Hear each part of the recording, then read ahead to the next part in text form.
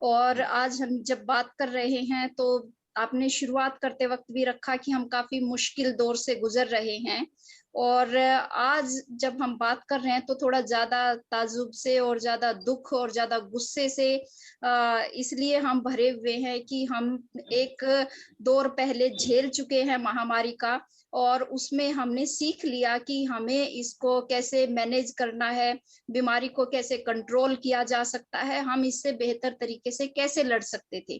जब पहली वेव आई तो हमें नहीं पता था कि कैसे व्यवहार करना है, क्या चीज़ें हैं, लेकिन तभी शुरुआत में हमें धीरे-धीरे ये एहसास हो गया था कि ये जो बीमारी है और ये नारा बना फिर ये जो बीमारी है, इसका बचाव ही इसका इलाज है। जब तक हमारे पास इसकी दवाई नहीं है, इसका वैक्सीन नहीं है, तब तक बचाव ही इसका इलाज है।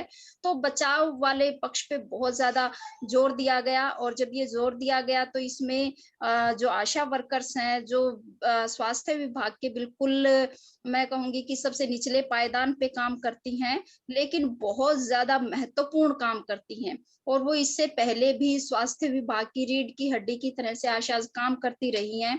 जो हम देखें कि जच्चा-बच्चा की सुरक्षा से लेके टीकाकरण तक के और तमाम जो बहुत महत्वपूर्ण है काम है और जो हमारे आने वाली पीढ़ियों का निर्माण करते हैं, स्वस्थ नागरिकों का निर्माण और उनके ज़िंदा रहने की, माताओं के ज़िंदा रहने की और बच्चों के ज़िंदा रहने की बोलो, बोलो के सर लिए वो हो गया? महत्वपूर्ण अपना रोल अदा कर रही थी। 10 मिनट पहले बाद भी में हुई, काफ़ी थोड़ा काम के महत्वपूर्ण साथ रोल बोलते उनका हैं। रहा, लेकिन जब ये महामारी आई है, तब महामारी के अंदर आशाओं का जो काम बना क्योंकि इस बीमारी में ये था कि आप कॉन्टैक्ट ट्रेसिंग करेंगे, आप ये देखेंगे कि किसको कोविड के लक्षण हैं, कैसे उनको पहचानेंगे, फिर आप उनको अलग-थलग करेंगे।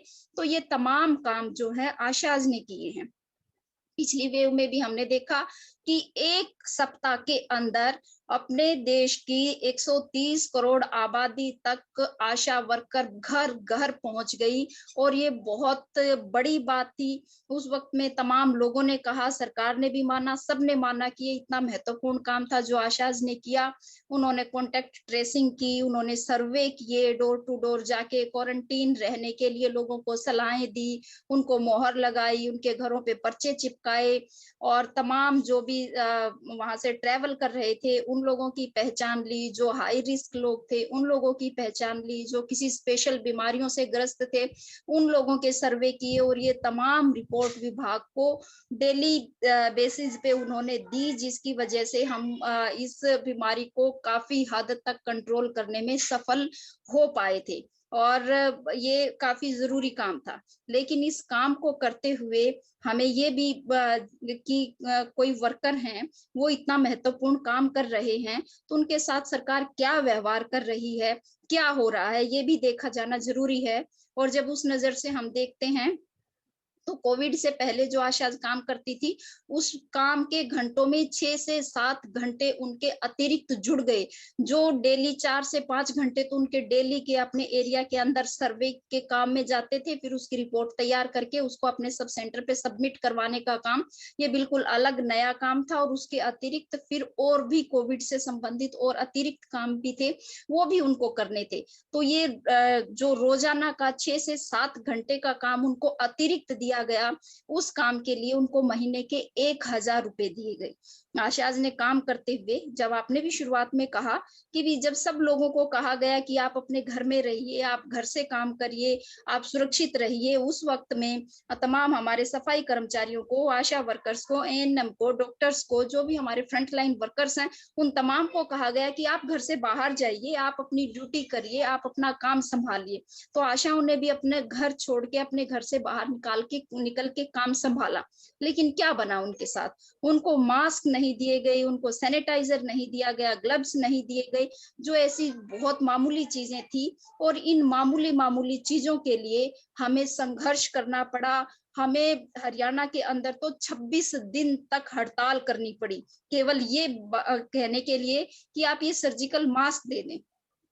सर्जिकल मास्क के लिए और आशाओं को सरकार ने जितना मास्क वगैरह प्रोवाइड करवाई उससे ज्यादा बहुत तरह के एनजीओज बहुत लोग सामने आए उन्होंने कहा कि हम लोग देंगे आप लोगों को ग्लव्स चाहिए मास्क चाहिए हम आप लोगों के लिए प्रोवाइड करवाएंगे तो बहुत सारे लोगों ने मदद की लेकिन सरकार ने एक हम कह सकते हैं कि एक जलती हुई भट्टी में डाल के उनको ये तक नहीं पूछा कि आपके हाल चाल क्या है तो ये तमाम जब चीजें, ये सारी चीजें चल रही थी और उसी दौर से गुजरते हुए आज हम ये सेकंड वेव में आए हैं। तो कम से कम जब पहला हम ये लहर देख रहे थे तब हम सीख भी तो रहे थे साथ में कि इस बीमारी से कैसे लड़ा जाएगा। आज ये तमाम आज लगभग 4 लाख से ज्यादा डेली के केसेस आ रहे हैं, 4,000 से ज्यादा मौत हमारे देश के अंदर हो रही हैं। और मैं ये कहना चाहती हूँ कि ये गलत आंकड़ा है और ये मैं अपनी आंखों से देख रही हूँ, मेरे हरियाणा के अंदर जो मैं आंखों से देख रही हूँ और बाकी जगहों पे, कि गांव के अंदर टेस्टिंग की सुविधा नहीं है और सुविधा है तो भी लोग करवाना नहीं चाहते हैं। वो जो सरकार का सिस्टम है उससे डरे हुए हैं। उनको हमारे जो स्वास्थ्य का ढांचा उस पे विश्वास वो नहीं कर पा रहे हैं और उनको ये लग रहा है कि घर में शायद हम ठीक हो जाएंगे, यदि हम बाहर चले गए और हमारी ऐसे कोविड के पेशेंट की तरह से हमारी पहचान हो गई तो हमें ज्यादा नुकसान होगा। ऐसी चीजें हैं। और इसमें अफवाहों का बहुत तरह के, जो हम देसी जिनको कहते हैं नीम हकीम, जो बहुत तरह के ऐसे डॉक्टर्स होते हैं उनका, और एक जो हमारी मेंटेलिटी है सोसाइटी की, उसका बहुत बड़ा रोल है। कि कुछ लोग कहते हैं कि ये क्या बीमारी है, कुछ बीमारी नहीं है, कुछ लोग कहते हैं कि कुछ नहीं होता इससे, ये ऐसे ही आई है ऐसे ही चली जाएगी। तो ऐसी जो, और फिर ऊपर से जो सरकारों का रोल रहा और हमारे जो मीडिया का जो रोल रहा, कि पिछली बार हमने देखा कि एक मरकज का मामला उठा के किस तरीके से प्रचारित किया गया कि एक विशेष कम्युनिटी जो है ये तमाम जो है कोविड फैलाने में इसमें मदद कर रही है, वही उन्हीं लोग, वही वह उसको फैलाने वाले। तो इसका असर, जो इसका काम करते वक्त आशा वर्कर्स ने इसके कुपरिणाम भुगते हैं। और वो इस तरह से भुगते हैं कि यदि कोई एक मुस्लिम आशा वर्कर थी, वो हिंदू जब इलाके में काम करने के लिए जा रही थी तो लोगों ने उसको वहां पे काम नहीं करने दिया, वहां पे मार पिटाई हुई। और ऐसा इसका उल्टा भी हुआ, जहां पे मुस्लिम पॉपुलेशन थी और कोई वर्कर, आशा वर्कर हमारी हिंदू थी, वहां पे भी मार पिटाई की और ऐसे बदसलूकी की बहुत सारी खबरें आई। और इन जनरल भी जहां पे ऐसा ये इशू नहीं बना, वहां पे भी इतनी सारी खबरें आई कि आशाओं को मार पिटाई झेलनी पड़ी।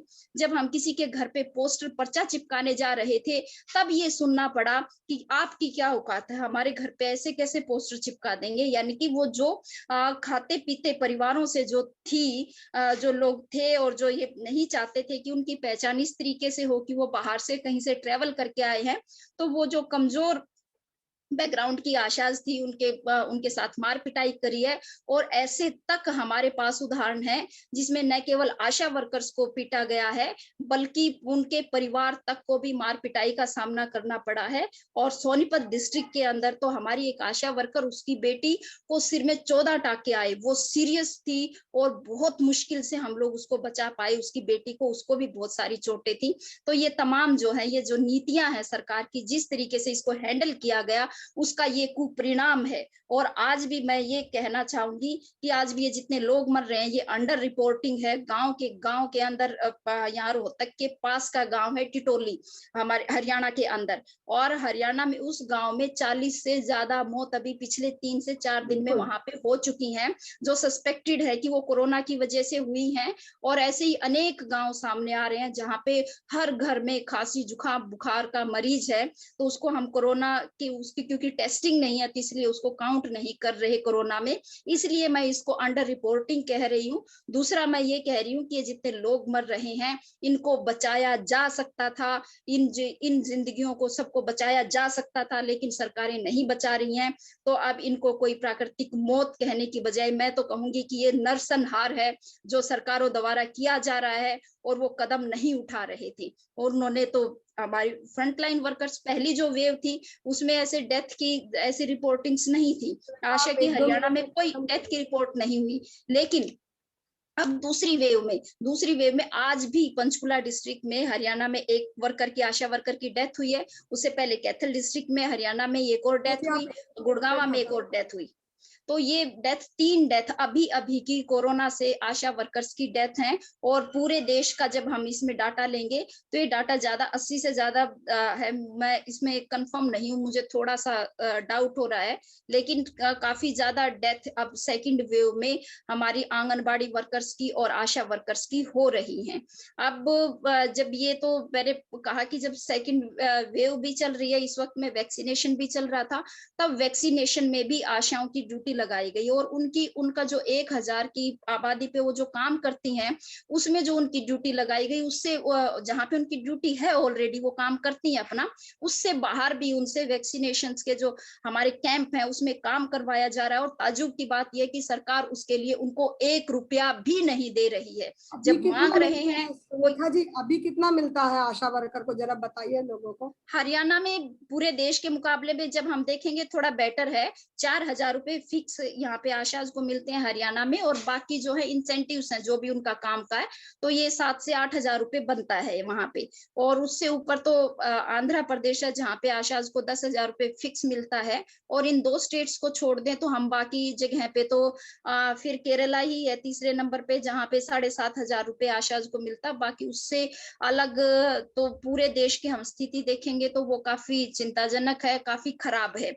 लेकिन जब आप इतना इम्पोर्टेंट काम करवा रहे हैं, मैं ये कहना चाह रही हूँ, तो उस वक्त में भी आप उनको कोई जोखिम भत्ता नहीं देना चाहते, आप उनको कोई अतिरिक्त इंसेंटिव्स नहीं देना चाहते, लेकिन आप इतना महत्वपूर्ण काम उनसे करवा रहे हैं जो कि गलत है। और जब हम मांग रहे हैं उनसे, ये कह रहे हैं कि भी आप हमें दो हमारा हक, तो वो डराने धमकाने की भी कोशिश कर रहे हैं। हरियाणा की आशाओं ने सुलेखा जी आप हड़ताल, प्लीज खत्म करिए, आपका टाइम हो गया। ओके 1 मिनट में मैं खत्म करूंगी। तो ये डराने धमकाने की भी कोशिशें की गई, यहाँ तक कि हमारी एक आशा को टर्मिनेट कर दिया गया और उनको कहा गया कि आपके रिकॉर्ड में खामी है। लेकिन ऑफ द रिकॉर्ड ये कहा गया कि आप यूनियन चलाते हैं, आप यूनियन में काम करते हैं, आप यूनियन की प्रधान है, इसलिए हम आपको यहाँ से हटा रहे हैं। तो ये तमाम जैसे ये इश्यूज हैं जो ये चल रहे हैं, काफी चिंताजनक है। और इस मैं अपनी बात खत्म करूंगी केवल इस आग्रह के साथ सरकार के कि आप जो है, ये जो पीछे आपने किया था फूल वूल ताली वाली हेलीकॉप्टर से, और ये तमाम जो है इस झंझट की कोई जरूरत नहीं है।